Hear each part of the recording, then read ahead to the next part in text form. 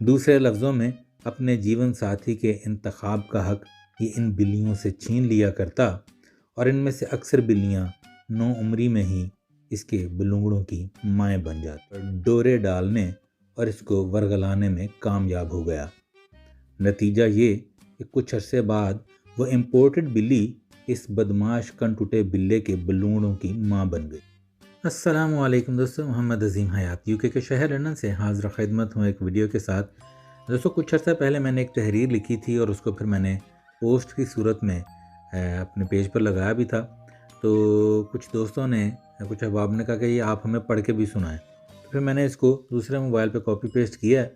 یہ تحریر میں آپ کو پڑھ کے سناتا ہوں جو کہ ایک سچی تحریر ہے، اور پھر آپ مجھے بتائیے گا کہ آپ کو یہ کیسی لگی۔ اور تحریر کا عنوان جو ہے وہ ہے مرحوم کی یاد میں بدماش کنٹوٹا بلا۔ میں شروع کرتا ہوں، پھر آپ مجھے بتائیے گا۔ گزشتہ 8-10 سالوں میں لندن سے جب بھی لاہور جانا ہوتا تو یہ بلا گلی میں گھر کے باہر دروازے پر خیر مقدم کے لیے ضرور موجود ہوتا تھا۔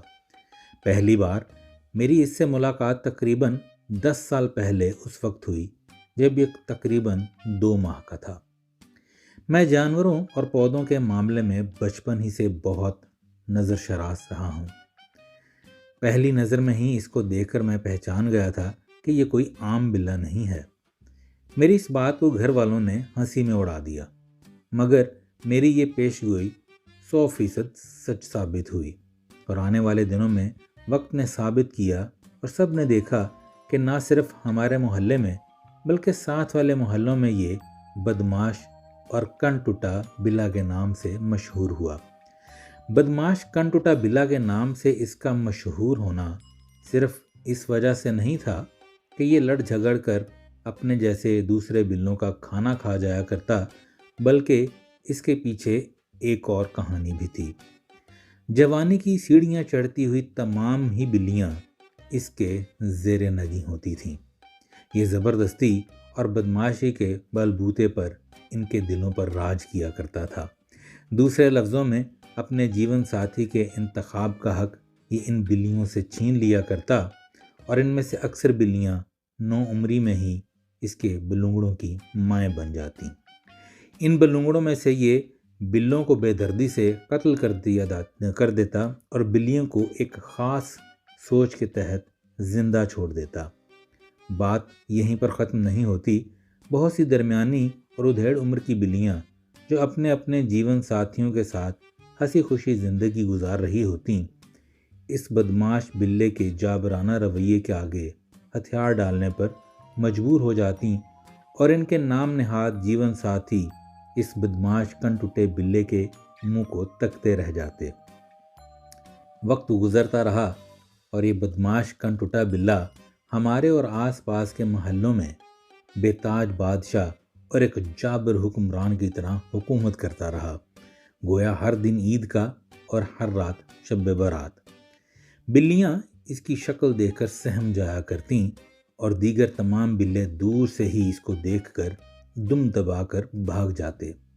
زندگی میں کنٹوٹے بدماش بلے پر باقاعدہ طور پر 2 قاتلانہ حملے بھی ہوئے، جس کی پوری ذمہ داری ساتھ والے محلے کے 2 گھر والوں نے قبول کر لی۔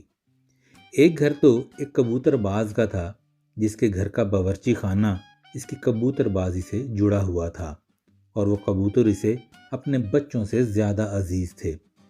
تمام تر حفاظتی تدابیر اور انتظامات کے باوجود بدماش کنٹوٹا بلا مہینے میں 1 نسلی کبوتر دبوچ لیتا اور دعوت میں اڑاتا۔ دوسرا گھرانہ وہ تھا جو مہنگی ترین امپورٹڈ بلیاں پالنے کا شوقین تھا۔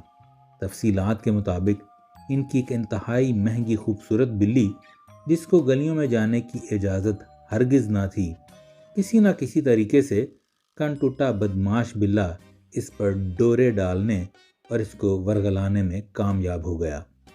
نتیجہ یہ کہ کچھ عرصے بعد وہ امپورٹڈ بلی اس بدماش کنٹوٹے بلے کے بلونگڑوں کی ماں بن گئی، جن کی شکلوں میں مہنگی امپورٹڈ ماں کی مشابہت نہ ہونے کو اور کنٹوٹے کی جھلک بہت زیادہ واضح تھی۔ سادہ لفظوں میں یہ کہ جو کوئی بھی ان بلونگڑوں کو دیکھتا تو پہلی ہی نظر میں سمجھ جاتا کہ یہ کن ٹوٹے بدماش بلے کی کارروائی ہے اور یہ اسی کے بلونگڑے ہیں۔ ستم تو یہ بھی ہوا کہ جس امپورٹڈ بلی کو وہ کسی خاندانی بلے کا جیون ساتھی بنا کر ان کے بچوں کو ہزاروں میں بیچنے کی سوچ رہے تھے، کن ٹوٹے کی وجہ سے ان بچوں کو کسی نے مفت میں بھی قبول نہ کیا۔ پورے باپ پر گئے تھے۔ یہی وہ وجہ تھی کہ گھر والے اس قدر سیخ پا ہو گئے کہ انہوں نے بدماش کن ٹوٹے بلے کو مارنے کا پورا بندوبست کیا۔ مگر وہ کیا کہتے ہیں کہ جس کو اللہ رکھے اسے کون چکھے۔ بدماش بلہ دونوں گھرانوں کے وار سے بال بچ گیا اور پھر کبھی ادھر کا رخ نہ کیا۔ میں حال احوال کے لیے جب کبھی لاہور فون کرتا تو اپنے بھتیجے اریب سے بدماش کن ٹوٹے بلے کے بارے میں ضرور پوچھا کرتا۔ کچھ عرصہ پہلے بھتیجے سے باتوں میں اس کے متعلق پوچھا، کہنے لگا، چاچو محلے میں اب بہت سکون ہے۔ محلے میں سکون کی مزید وضاحت طلب کرنے پر اس نے مجھے بتایا کہ بدماش کن ٹوٹا بلہ اس جہان فانی سے کوچ کر گیا ہے۔ سکون سے مراد ان بھیانک آوازوں سے چھٹکارا تھا جو لڑائی کے دوران کن ٹوٹا بلہ اکثر نکالا کرتا۔ افسوس تو مجھے بہت زیادہ ہوا، لیکن کیا کریں، یہی زندگی کی حقیقت ہے۔ سننے میں آیا ہے کہ اپنے آخری دنوں میں عشق معشوقی سے تو وہ کنارہ کر چکا تھا، لیکن اپنی انا کے ہاتھوں مجبور اپنے سے جوان بلوں سے لڑنے میں ابھی بھی شیر تھا اور اب اکثر زخمی ہو جایا کرتا۔ کہتے ہیں کہ مرنے والے کے برے کاموں کو نہیں بلکہ اچھائیوں کو یاد کرنا چاہیے۔ جہاں تک مجھے علم ہے، کن ٹوٹے بلے کے حصے میں بس برائیاں ہی برائیاں آئی تھیں، لیکن ایک بات جو اچھائی کے زمرے میں آ سکتی ہے، اور وہ یہ کہ جس بھی بلی کو کن ٹوٹا بلہ دل سے محبوب رکھتا تھا، اس کو ہمیشہ کھانے یا پینے کی چیز میں سے پہلے کھلایا یا پلایا کرتا اور بعد میں خود کھاتا یا پیتا تھا۔ دکھائی دی جانے والی تصویر میری ہی اتاری ہوئی ہے۔ اس تصویر میں واضح طور پر دیکھا جا سکتا ہے کہ کن ٹوٹا بلہ کس طرح اپنی محبوبہ کو اپنے حصے کا دودھ پلا رہا ہے اور اپنی باری کا انتظار کر رہا ہے۔ کن ٹوٹا بدماش بلہ جیسا بھی تھا، میں اس تفصیل میں مزید نہیں جانا چاہتا، لیکن جب کبھی بھی لندن سے لاہور جاتا تو وہ میرے پچکارنے پر میرے پاس ضرور آ جایا کرتا۔